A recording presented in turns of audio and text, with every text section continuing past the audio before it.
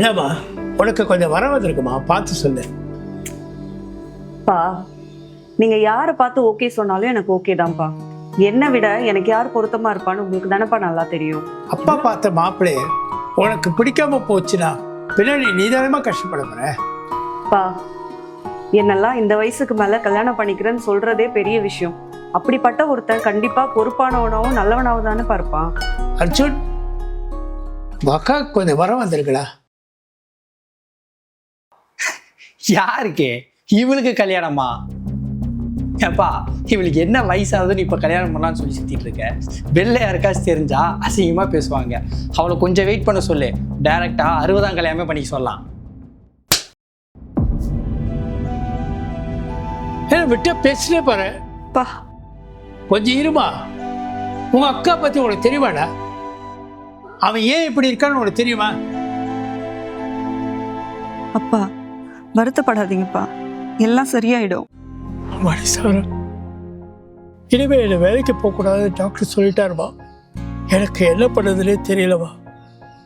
உன் தம்பி படிப்பு, உன் கல்யாணம், இந்த செலவுல எப்படி பார்த்துக்க போறேன்னு தெரியலவா. பா, அழாதீங்கப்பா. இப்போ நீங்க வேலைக்கு போகலன்னா என்ன, நான் வேலைக்கு போறேன். நான் இந்த குடும்பத்தை பார்த்துக்கிறேன். முதல்ல தம்பி படிச்சு நல்ல நிலைமைக்கு வரட்டும், அதுக்கப்புறம் நான் கல்யாணம் பண்ணிக்கிறேன். நீ ஒரு தனி ஆளா இதெல்லாம் எப்படிமா பண்ணுவேன்? பா, ஆம்பளை பசங்க மட்டும் தான் இது எல்லாத்தையும் எடுத்து செய்யணுமா என்ன? பொம்பளை பசங்க நாங்களா வீட்டு பொறுப்பை ஏத்துக்க மாட்டோமா? நான் இந்த வீட்டுக்கு மூத்த பொண்ணுப்பா. நான் இனிமே எல்லாத்தையும் பாத்துக்கிறேன்.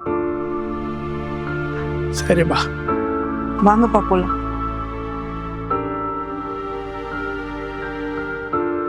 நீ நல்லா படிக்கணும் தாண்டா. அவ வாழ்க்கைய எல்லா சந்தோஷத்தையும் இழந்தா. அவ வயசுல இருக்கிற பொண்ணுகள்லாம் சந்தோஷமா வெளியில போயிட்டு சந்தோஷமா வாழறாங்க. அவ வயசுல இருக்கிற பொண்ணுகளுக்கெல்லாம் கல்யாணம்னா என் மனசு எவ்வளவு வலிக்கிறது தெரியுமா? அந்த சின்ன வயசுல வீட்டு பாரத்தை பொறுப்பா எல்லாத்தையும் ஒரு பொண்ணா அவதாண்டா செஞ்சான். ஒரு மகனா நீ இந்த வீட்டுக்கு செய்ய வேண்டிய கடமையை உங்க அக்கா தாண்டா முன்னாடி நின்று எல்லாத்தையும் செய்யறா.